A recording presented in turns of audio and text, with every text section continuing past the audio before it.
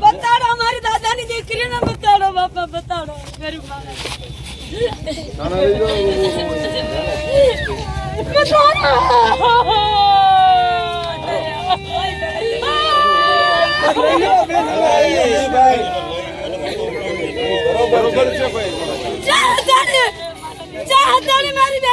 બેન ને બાપા બતાડો બતાડો યા ભલે જા ભાઈ એની બોડી બતાડો બાપા મારે બતાડો સુરેશભાઈ આવી જાવ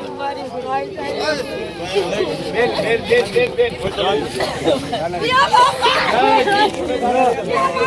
તને જાય છે ટેકલી દીધી વાંધો નહીં એને પાછી નહીં લાવી પણ એને બાળકને ન્યાય મળે એવું એને પાછી નહીં લાવી એને ન્યાય મળે એવું કોશિશ કરશું બતાડો બાપા એને ન્યાય મળે એવું કોશિશ કરશું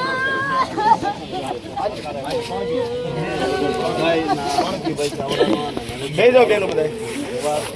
જુઓ મારી સાથે હાલો ભાઈ માણસો આ બધું આવો માણસો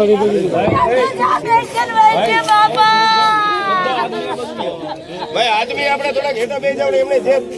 હોશ છે નીકળવા દો જેથી કરીને મીડિયામાં આદમી બધા અહીં આવતો મીડિયા વાળા ખાલી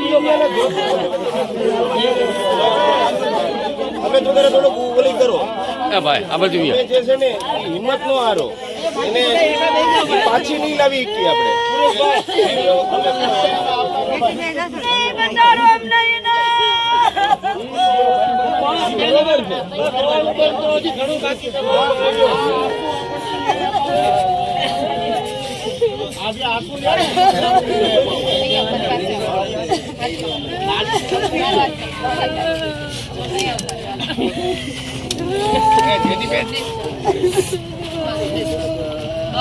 જેનીબેન બોલાવો જેનીબેન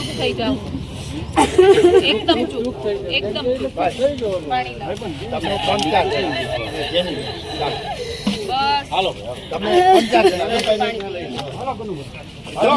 પહેલા તો 1 મિનિટ બેન તમને બોલાવો આપણા યુવાનો બધા અહીંયા બેસી જાઓ અમે પ્રશાસનની કોણ આજે સિવિલ હોસ્પિટલ ખાતે